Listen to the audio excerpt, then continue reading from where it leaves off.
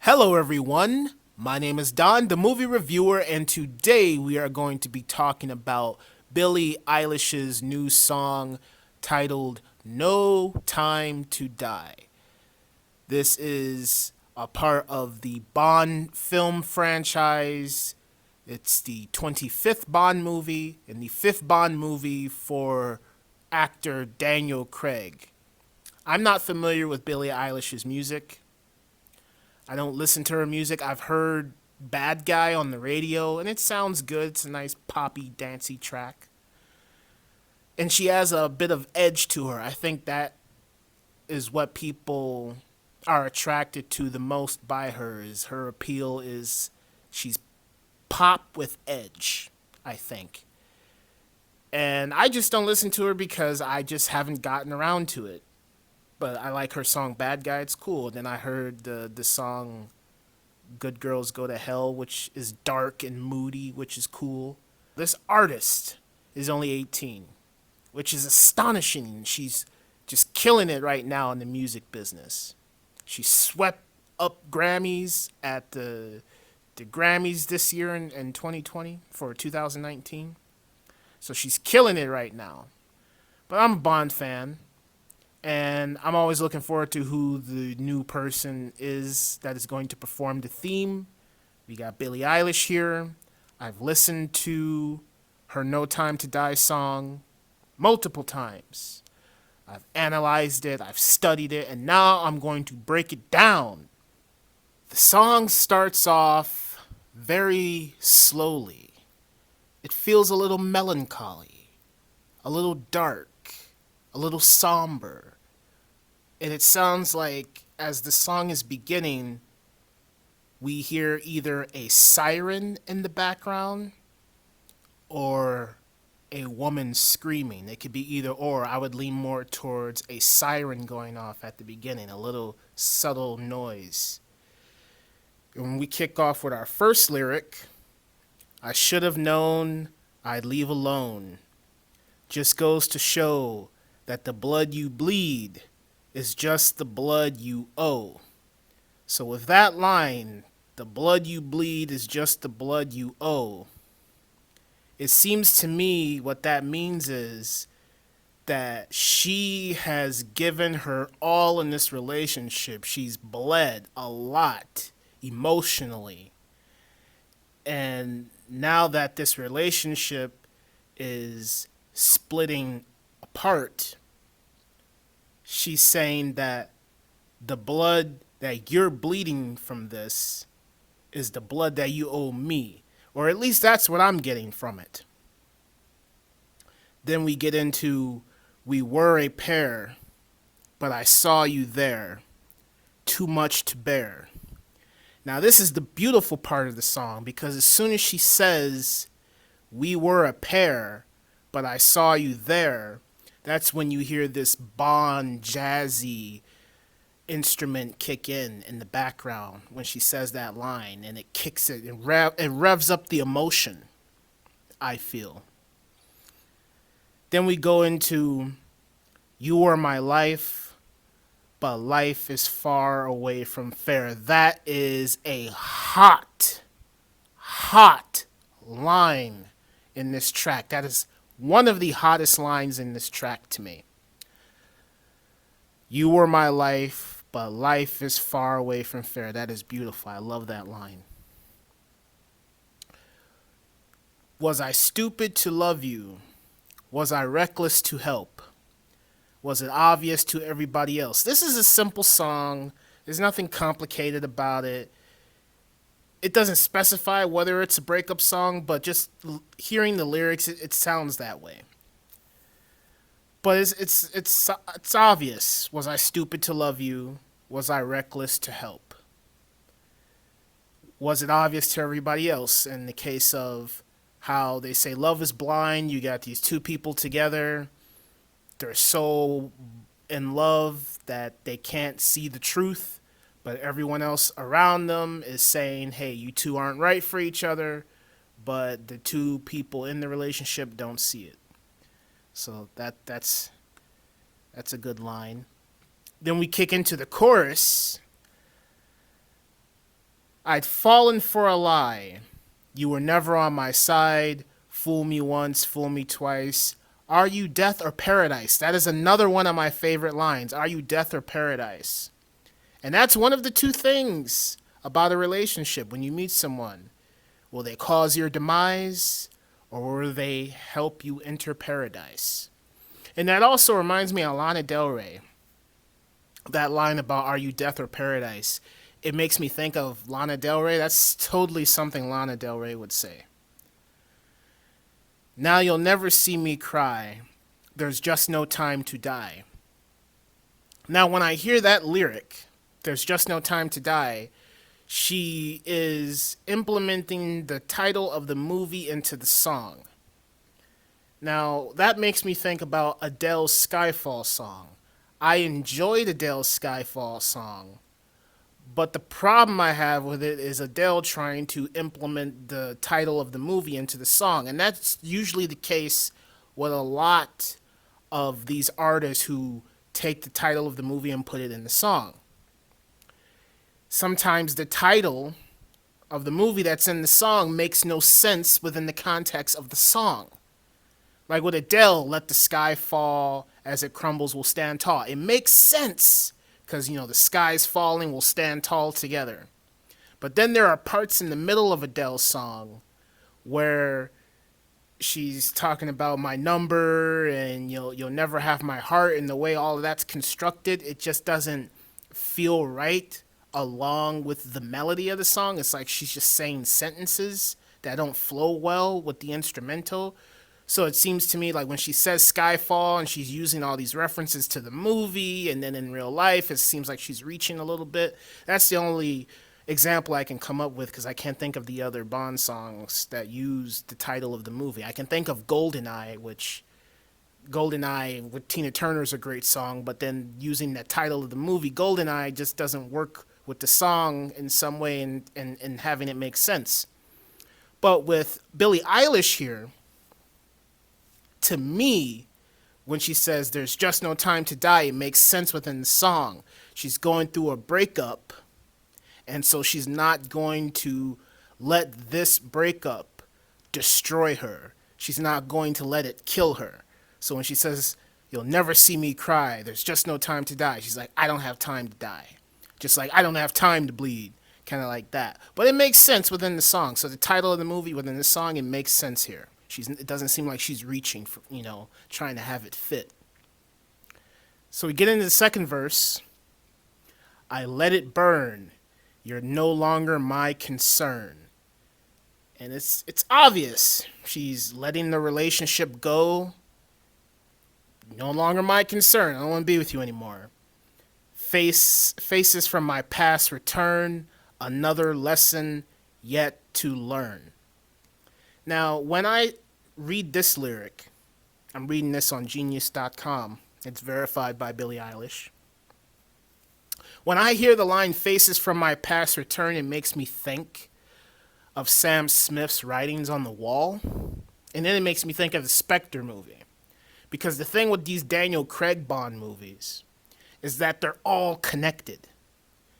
And if you're a Bond fan, you know that in the Bond franchise, none of Bond's adventures are necessarily connected to each other. You just witness the character going off on his adventures, and sometimes with a new face. But you don't question it because they don't mention anything that happened previously in the franchise. They just keep going on new adventures. But with the Bond, Daniel Craig movies, since Casino Royale, they're all connected. Quantum of Solace is a sequel, a straight-up sequel. It picks up immediately after the end of Casino Royale. Quantum of Solace is a sequel to Casino Royale. And then Skyfall picks up after Quantum of Solace, and then Spectre picks up after Skyfall. So they're all connected, and then No Time to Die picks up from Spectre. And so it reminds me of the Spectre scene at the end when he goes to the MI6 building and he sees all of these pictures neatly hanging on the walls here. and it's showing him all the villains and loves of his past and all this stuff, and it's a little weird. But that's what that line makes me think of. Faces from my past return. And Blofeld is back in this movie. So in the context of the movie, it makes sense because all this is connected. Faces from his past return. And another lesson yet to learn. Also fits into the Daniel Craig Bond movies because he was with Vesper in Casino Royale. He retired from being a secret agent. He quit MI6 to be in love, but then Vesper betrayed him. She killed herself and died. Then he went back into the field. Then he met Madeline Swan, and history repeats itself with her. He quits MI6 for this woman. And from watching the trailers in No Time to Die, it seems that something's gonna happen between these two. There's gonna be some sort of friction between these two that break them up. And it seems like throughout the course of the movie, Madeline Swan's past is going to come back to haunt her, and it's going to affect Bond in some way. We don't know if Madeline Swan's going to die, if she's going to betray him, if she's going to be a villain. We don't know. But we know that Bond repeated history with himself.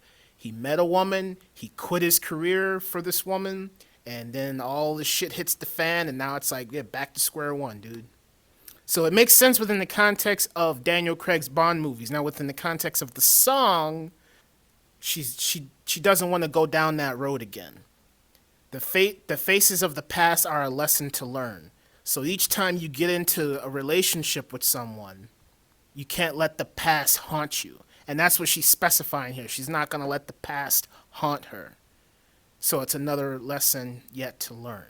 Towards the very end of the song, it goes in that Adele direction. Whereas in Adele's Skyfall, Adele by the end, she's screaming really loud. She's screaming her heart out. She's like, let the sky fall. She just says it really loud, and the song revs up. And the same thing happens here. By the very end of the song, the orchestra just kicks in, and the song is loud, and then she's screaming, and it's great. And then it goes back down to a somber mode. And then you hear at the very end of the song the Bond theme kick in there. You got that Bond note at the end, and it's beautiful. And so I love the way this song is constructed. Another thing I will say is that at the very beginning, when you're listening to Billie Eilish's voice, her voice sounds a little raspy at the beginning. But then I think that's intentional. Because at first when I heard the song, I said, oh man, she sounds bad. But then when you listen to it a few times and then you understand the context of the song, you understand that, okay, she's going through a breakup, and at the very beginning, she says those lines, and she's very sad, character-wise. So it seems like Billie Eilish is playing the character of the song as she's performing it vocally. So it makes sense that she would have a raspy voice because she's sad. Because then throughout the rest of the song, she loses that raspy sound. But at the very beginning, she sounds a little raspy. And it makes sense if she's doing that on purpose. And then at the very end, she just goes for those high notes, and she hits them beautifully. And she screams, and it's great. And I love it. And this is a great song. I love this song. It's basic, it's simple, yes. But the build, the construction of it, the lyrics make sense. The title of the movie in the song works. It's great. I love it. I love melancholy, dark, somber music. And she delivered on that. And it's great. And I can't wait to see it in the theater. Daniel Craig had 5 movies. Casino Royale, Quantum of Solace, Skyfall, Spectre, and now No Time to Die is his last. So he's had 5 Bond movies. And out of all of them, from least to greatest, number 5 for me is Jack White and Alicia Keys' Another Way to Die. With that song, I don't like the guitar in that song, and then the little piano in there. I don't like that either. And then the lyrics I don't care for. When you listen to the lyrics on a surface level, it sounds like they're saying some deep shit, and they probably are. It's just going over my head. But when I read the lyrics and I think about it, this shit doesn't make sense to me. I don't get it. Sam Smith's writings on the wall. only thing that I can reference from the movie to make sense of what Sam Smith is talking about is the scene where James Bond's name is spray painted on the dead MI6 agents on the wall. And as far as the song goes, Writings on the Wall, it doesn't make any sense to me when he says, "'cause the writings on the wall." What do you mean? What writings on the wall? Context of the movie makes sense, but in the context of the song, I don't get it. But this song is very loud from the very beginning. It's loud, it's sad, it's emotional, but the title, I don't get it. Adele's Skyfall. I love Adele as a vocal artist. She can hit those really high notes. In the last 20 seconds or so of the song are my favorite parts because she screams her heart out and it's amazing. And this song, it's loud just like Sam Smith's, but it starts off with the dark piano and then Adele's voice comes in. So it's a bit melancholy and sad, but it's still a bit loud from the very beginning. And I love Adele's voice, but towards the middle portion of the song where Adele says these lines, "Skyfall is where we start, 1,000 miles and poles apart, where worlds collide and days are dark," and she goes on and on. And it just doesn't sound good within the song. Like when I hear the instrumental, it's amazing. But then when she says these lines, "Skyfall is where we start," it sounds like she's saying sentences that don't flow well with the song.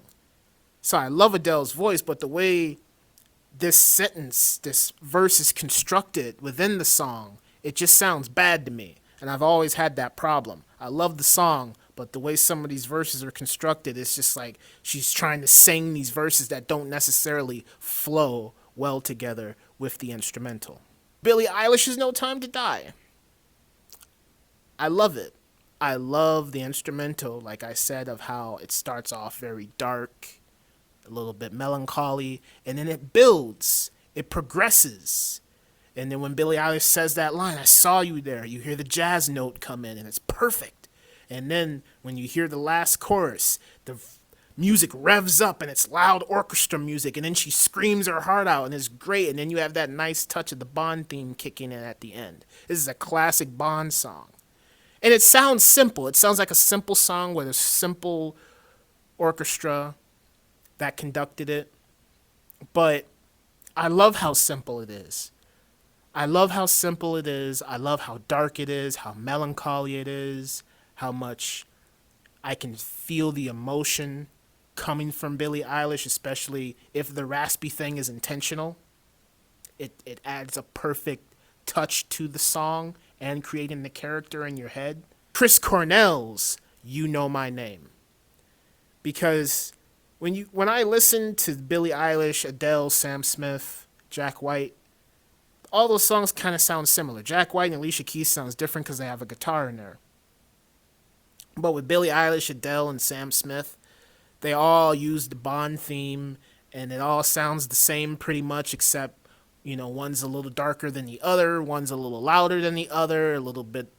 There's a little bit of musical notes that are different, but they pretty much sound similar. But with Chris Cornell, yeah, he uses the Bond theme, but he uses it in a kick-ass way where you can work out to this song. It's every time I listen to this song, my blood boils, my adrenaline starts pumping. Because the way he hits those notes, the way he sings the song, the lyrics of the song are hard-hitting. The guitar in there mixed in with the Bond theme, it's all fantastic. And then when I heard that, I was like, this is something that I've never heard before in a Bond theme. It is a truly original Bond theme. That's why within the Daniel Craig era, Chris Cornell's "You Know My Name" is my favorite Bond theme. Yeah, hopefully No Time to Die is good, because the No Time to Die theme by Billie Eilish, I love it. So there you go. That's all I have to say. So as always, thank you for watching, and I will talk to you next time.